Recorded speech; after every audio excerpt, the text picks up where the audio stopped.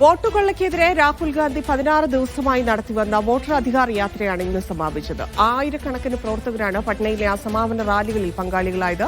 16 ദിവസം ആ യാത്ര അദ്ദേഹം ബീഹാറിലെ 25 ജില്ലകളിലായി 110 നിയമസഭാ മണ്ഡലങ്ങളിലൂടെ വോട്ടർ അധികാർ യാത്ര കടന്നുപോയി. സംസ്ഥാനത്തെ വോട്ടർ പട്ടിക പരിഷ്കരണത്തിലൂടെ വോട്ടവകാശത്തിന് വേണ്ടിയുള്ള ഇല്ലെങ്കിൽ അതിന് നേരെയുള്ള ആക്രമണമാണ് നടക്കുന്നതെന്ന് ചൂണ്ടിക്കാട്ടിക്കൊണ്ടായിരുന്നു രാഹുൽ ഗാന്ധി നേതൃത്വം നൽകിയ യാത്ര. യാത്രയുടെ തുടക്കം മുതൽ തന്നെ ഇന്ന് നടന്ന സമാപന സമ്മേളനം വരെ വലിയ ജനപിന്തുണ അതിന് ലഭിക്കുന്നത് നമ്മൾ കണ്ടതാണ്.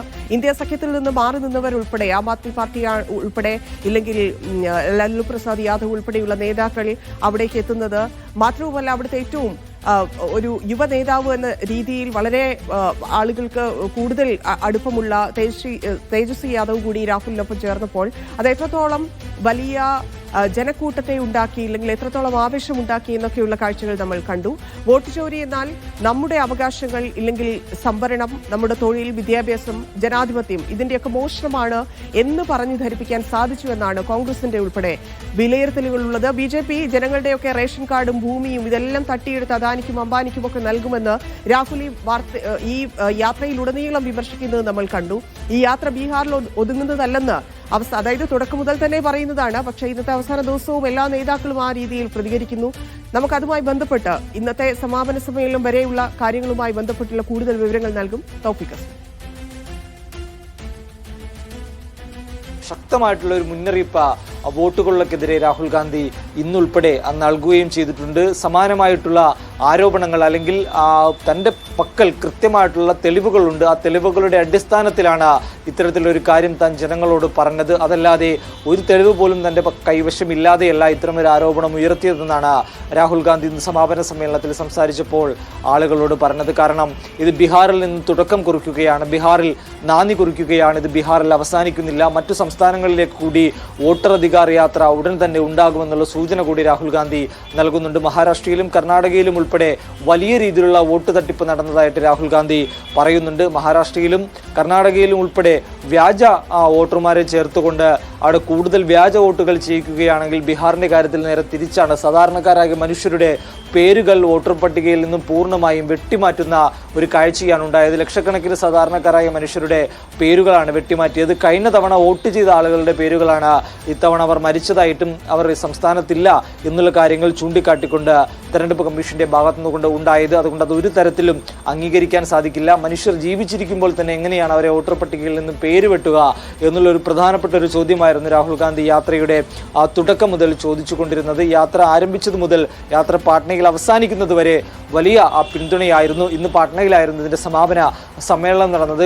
രാവിലെ ഗാന്ധി മൈതാനത്ത് 10,000ങ്ങളാണ് തടിച്ചുകൂടിയത്. രാവിലെ 6 മണി മുതൽ നിരവധി ആളുകൾ രാഹുൽ ഗാന്ധിക്കും തേജസ്വി യാദവിനുമെല്ലാം മുദ്രാവാക്യങ്ങൾ വിളിച്ചുകൊണ്ട്, വോട്ട് ചോരി മുദ്രാവാക്യം വിളിച്ചുകൊണ്ടുള്ള ഒരു റാലിയായിരുന്നു നമ്മൾ ഇന്ന് പാട്നയിൽ കണ്ടത്. രാവിലെ ഗാന്ധി പ്രതിമയ്ക്ക് മുന്നിൽ നേതാക്കൾ ഒത്തുകൂടുകയും ഗാന്ധി പ്രതിമയിൽ പുഷ്പാർച്ചന നടത്തിയതിനു ശേഷമാണ് ഗാന്ധി മുതൽ അംബേദ്കർ വരെ എന്ന വലിയൊരു മുദ്രാവാക്യം ഉയർത്തിക്കൊണ്ടുള്ള മാർച്ച് നടത്താനായിട്ട് ഇന്ത്യ സഖ്യം തീരുമാനിച്ചത്. ആ മാർച്ച് ഗാന്ധി പ്രതിമയ്ക്ക് പുറത്തിറങ്ങിയത് മുതൽ വലിയ ജനക്കൂട്ടമായിരുന്നു. മാർച്ചിന് കടന്നു പോകാൻ സാധിക്കാത്ത അത്രയും ആളുകൾ റോഡിന്റെ ഇരുവശങ്ങളിലും കടന്നുകൂടുകയും അല്ലെങ്കിൽ ആളുകൾ തടിച്ചുകൂടുകയും എല്ലാം ചെയ്തിരുന്നു. അതിനുശേഷമായിരുന്നു ബംഗ്ലാ ചൗക്കിലെത്തി അതിന്റെ ഒരു സമാപന സമ്മേളനം നടന്നത്. അംബേദ്കർ പാർക്കിലേക്കുള്ള ഒരു അനുമതി ലഭിച്ചിരുന്നില്ല. അതിനെ തുടർന്നായിരുന്നു ബംഗ്ലാ ചൗക്കിന് സമീപം അതിന്റെ സമാപന സമ്മേളനം നടത്തേണ്ടി വന്നത്. ഒരു നൈട്രജൻ ബോംബ് പൊട്ടാനിരിക്കുന്നു എന്നുള്ള ഒരു സൂചന രാഹുൽ ഗാന്ധി നൽകിയിട്ടുണ്ട്. ആ സൂചനയാണ് ഇനിയിപ്പോൾ BJP ഭയപ്പെടേണ്ടത് എന്നുകൂടി ഇപ്പോൾ ഇന്ത്യ സഖ്യം പറയുന്നുണ്ട്. ആ BJPക്കാരെ ഒരുങ്ങിക്കൊള്ളുക എന്നാണ് രാഹുൽ ഗാന്ധി സമാപന സമ്മേളനത്തിൽ ഏറ്റവും അവസാനമായിട്ട് പ്രവർത്തകരോട് പറഞ്ഞത്. കാരണം ഒരു വലിയ വാർത്ത ഇനിയും വരാനിരിക്കുന്നു. വോട്ട് ചോരിയുമായി ബന്ധപ്പെട്ടുള്ള വെളിപ്പെടുത്തലുകൾ ഇനിയും ഉണ്ടാകും. ഈ വിവരങ്ങൾ പുറത്തു വന്നാൽ പ്രധാനമന്ത്രിക്ക് മുഖം മറച്ച് നടക്കേണ്ടി വരുന്ന ഒരവസ്ഥയുണ്ടാകും എന്നുകൂടി രാഹുൽ ഗാന്ധി പറയുന്നുണ്ട്. അങ്ങനെ ഇതിൽ യാത്ര വലിയൊരു വിജയത്തിലേക്ക് എത്തിയിരിക്കുന്നു. ഇനി മറ്റു സംസ്ഥാനങ്ങളിലേക്ക് യാത്ര കടക്കുന്നു. ഇനി തെരഞ്ഞെടുപ്പ് നടക്കാനിരിക്കുന്ന അസം ഉൾപ്പെടെയുള്ള സംസ്ഥാനങ്ങളിൽ ഒരുപക്ഷെ സമാനമായ രീതിയിലുള്ള യാത്രകൾ ഉണ്ടാകും. ഈ യാത്രയുടെ ലക്ഷ്യം എന്താണോ ആ ലക്ഷ്യം നേടിയെടുക്കാൻ സാധിച്ചു എന്ന് തന്നെയാണ് ഇന്ത്യ സഖ്യം ഇപ്പോൾ അറിയിച്ചിരിക്കുന്നത്. തെരഞ്ഞെടുപ്പ് കമ്മീഷൻ ആത്മപരിശോധന നടത്തണം. ഈ ചെയ്യുന്നത് തെറ്റല്ലേ എന്നുള്ള കാര്യം തെരഞ്ഞെടുപ്പ് കമ്മീഷന് ബോധ്യമുണ്ട്. അതുകൊണ്ട് അതിൽ നിന്ന് പിന്മാറണം. കേന്ദ്ര സർക്കാരിനൊപ്പം നിന്നുകൊണ്ട് പാവപ്പെട്ടവരുടെ വോട്ടുകൾ ഇല്ലാതാക്കരുത്, വലിയ തട്ടിപ്പുകൾ നടത്തരുത് എന്നുള്ളൊരു ആവശ്യം കൂടി ഇന്ത്യ സഖ്യം ഇപ്പോൾ മുന്നോട്ട് വെച്ചിട്ടുണ്ട്. വരും ദിവസങ്ങളിലും വ്യാപകമായിട്ടുള്ള പ്രതിഷേധം ഈ വിഷയങ്ങൾ ഉയർത്തി മുന്നോട്ട് മുന്നോട്ട് പോകും. കാരണം ബീഹാറിൽ നിയമസഭാ സമ്മേളനം നടക്കാനായിട്ട് ഇനി 2 മാസം മാത്രമേ ഉള്ളൂ. അതിനുശേഷം ബീഹാറിൽ നിയമസഭാ സമ്മേളനം നടക്കും. അതിന് മുന്നോടിയായിട്ട് നടന്ന ഈ ഒരു യാത്ര രാഹുലിനെയും അതോടൊപ്പം തന്നെ തേജസ്വിയെല്ലാം സംബന്ധിച്ചിടത്തോളം വലിയ പ്രതീക്ഷ നൽകുന്നുണ്ട്.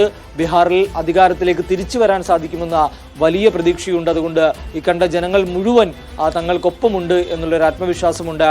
ബീഹാറിനെ സംബന്ധിച്ചിടത്തോളം ആ തെരഞ്ഞെടുപ്പ് വളരെ നിർണായകമായിട്ടുള്ള തെരഞ്ഞെടുപ്പാണ്. രാജ്യം ഉറ്റുനോക്കുന്ന ഒരു തെരഞ്ഞെടുപ്പ് കൂടിയാണ് ബീഹാറിൽ വരാനിരിക്കുന്നത്. അതുകൊണ്ട് ആ ബീഹാറിലെ ജനങ്ങൾ എന്ത് തീരുമാനമെടുക്കുന്നു, തങ്ങളുടെ വോട്ടുകൾ ഇല്ലാതാക്കിയ ആളുകൾക്കൊപ്പം നിൽക്കണോ അല്ലെങ്കിൽ ആ അവകാശങ്ങൾ നേടിത്തരുന്ന ആളുകൾക്കൊപ്പം നിൽക്കണമോ എന്നുള്ള കാര്യത്തിൽ ബീഹാറിലെ ജനങ്ങളാണ് ഇനിയിപ്പോൾ തീരുമാനമെടുക്കേണ്ടത്. അതുമായി ബന്ധപ്പെട്ട് ഇനിയും സമാനമായ രീതിയിലുള്ള ക്യാമ്പയിനുകളും പ്രതിഷേധങ്ങളും എല്ലാം കോൺഗ്രസിന്റെയും RJDയുടെയും തേജസ്വിയുടെയും അതോടൊപ്പം തന്നെ മറ്റു ഇന്ത്യ സഖ്യ നേതാക്കളുടെയും എല്ലാം ഭാഗത്തുനിന്നുകൊണ്ട് ഉണ്ടാകുമെന്ന് അറിയിച്ചിട്ടുണ്ട്. വരും ദിവസങ്ങളിൽ മറ്റ് സംസ്ഥാനങ്ങളിലെ സമാനമായ രീതിയിലുള്ള പ്രചാരണങ്ങൾക്ക് തുടക്കം കുറിക്കുമെന്നാണ് ലഭിക്കുന്ന വിവരങ്ങൾ. തോഫീക്ക് പറഞ്ഞതുപോലെ ബീഹാറിൽ നമുക്കറിയാം വോട്ടർ പട്ടികയുടെ തീവ്ര പുനഃപരിശോധന എന്ന പേരിൽ തെരഞ്ഞെടുപ്പ് കമ്മീഷൻ അവിടെ ലക്ഷങ്ങൾക്കാണ് വോട്ടവകാശമില്ല എന്നുള്ള രീതിയിൽ അത് കോടതിയിലെത്തുകയും 65 ലക്ഷം ആളുകൾക്കാണ് അവിടെ വോട്ടവകാശം നിഷേധിക്കപ്പെട്ടിരുന്നത്. അത് കോടതിയിലെത്തും. വീണ്ടും അത് പബ്ലിഷ് ചെയ്യാനൊക്കെ ആവശ്യപ്പെട്ടുള്ള കോടതിയിൽ ആ കേസുമായി ബന്ധപ്പെട്ടുള്ള കാര്യങ്ങൾ നിലനിൽക്കുന്നുണ്ട്. അത് നിയമപരമായി അവർക്ക് നീതി ലഭിക്കട്ടെ എന്ന് നമുക്ക് പ്രതീക്ഷിക്കാം. കാരണം നിരവധി ആളുകളാണ് പിന്നീട് മരണപ്പെട്ടു എന്നും ഇല്ലെങ്കിൽ കൂട്ടമായി അതായത് പല തരത്തിലുള്ള ഇതിലുണ്ടായിരിക്കുന്ന തട്ടിപ്പുകൾ വെട്ടിപ്പുകൾ എല്ലാം മനസ്സിലാകുന്നു. ഇതെല്ലാം നമുക്കറിയാം. രാഹുൽ ഗാന്ധി ഒരു ദിവസം വന്നിട്ട് എല്ലാ രീതിയിലും ഇതിനെ പൊളിച്ചെടുക്കുന്ന ഒരു കാഴ്ച നമ്മൾ കണ്ടതാണ്. അതിനുശേഷം ഉയർന്നു വന്ന ഇന്ത്യ സഖ്യത്തിൻ്റെത് പ്രത്യേകിച്ച് കോൺഗ്രസിനെ നമ്മൾ അതിൽ എടുത്തു പറയേണ്ടതുണ്ട്. ഇത്രത്തോളം വലിയ പ്രതിഷേധത്തിലേക്ക് കാര്യങ്ങൾ കടന്നു എന്നതൊക്കെ നമ്മൾ കാണുന്നതാണ്. ഈ വോട്ട് കൊള്ളയുടെ പേരിൽ എത്ര വലിയ പ്രക്ഷോഭത്തിലേക്ക് ഇനി കടക്കുമെന്നുള്ളത് നമ്മൾ കാണാനിരിക്കുന്നതേ ഉള്ളൂ. നമുക്കൊരു കാര്യം വളരെ വ്യക്തമാണ്. ഈ വോട്ടെടുപ്പ് പ്രക്രിയ അത് അട്ടിമറിച്ചുകൊണ്ട് ജനാധിപത്യത്തിന്റെ ഒരു വിശ്വാസ്യത ഇല്ലാതാക്കിയ കേന്ദ്ര BJP സർക്കാരിന്റെ ക്രമക്കേടുകൾ, അതിന് കൂട്ടുനിന്ന തെരഞ്ഞെടുപ്പ് കമ്മീഷൻ, ഇവർക്കൊക്കെ ശക്തമായ താക്കീത് നൽകിക്കൊണ്ടാണ് ഈ വോട്ടർ അധികാര യാത്രയും കടന്നുപോയത് എന്നുള്ളത് നമ്മൾ കണ്ടതാണ്. മാത്രവുമല്ല രാഹുൽ ഗാന്ധിയെ സംബന്ധിച്ച് കോൺഗ്രസിനെ സംബന്ധിച്ച് വലിയൊരു ഊർജ്ജം കൂടി അതിൽ നിന്ന് ലഭിച്ചിരിക്കുന്നു എന്നുള്ളതാണ്. ബീഹാറിൽ വർഷങ്ങൾക്ക് മുമ്പാണ് കോൺഗ്രസ് അധികാരത്തിലെത്തിയത്. ഇല്ലെങ്കിൽ അത്തരത്തിൽ ഭരണം അവരുടെ കയ്യിലുണ്ടായിരുന്നത്. അത് തിരിച്ചു പിടിക്കാനുള്ള ഒരു ടൂൾ കൂടിയായിരുന്നു അത് എന്നുള്ളതാണ്. അത് എത്രത്തോളം സാധ്യമാകും എന്നൊക്കെയുള്ളത് തെരഞ്ഞെടുപ്പിന് ശേഷം മാത്രമേ നമുക്ക് കാണാൻ സാധിക്കുകയുള്ളൂ. പക്ഷേ ഇത്രയധികം ആളുകളെ വോട്ടേഴ്സ് ലിസ്റ്റിൽ നിന്ന് പുറത്താക്കിയ അതിനെതിരെ ചോദ്യം ചെയ്തു തുടങ്ങിയിരിക്കുന്നു എന്നുള്ളൊരു തോന്നലിലേക്ക് BJPയും അത് എത്തിച്ചിട്ടുണ്ട്. അവർ ആ കള്ളം പിടിച്ചതിന്റെ ഒരു ജാള്യതയിൽ തന്നെയാണ് ഇപ്പോഴും BJP സർക്കാരും തെരഞ്ഞെടുപ്പ് കമ്മീഷനും ഒക്കെയുള്ളത്. ആ ജാള്യതയിൽ നിന്നുകൊണ്ട് അവർ പ്രതികരിക്കുന്ന പ്രതികരണങ്ങൾ നമ്മൾക്ക് കേൾക്കാം. കോടതിയിൽ അവരെന്ത് പറഞ്ഞു എന്നുള്ളത് നമുക്ക് കേൾക്കാം. പ്രതിനിധികൾ BJPയുമായി ബന്ധപ്പെട്ട നേതാക്കൾ ഉൾപ്പെടെ അവരെങ്ങനെയാണ് പ്രതികരിച്ചത് എന്ന് നമ്മൾ കേട്ടതാണ്.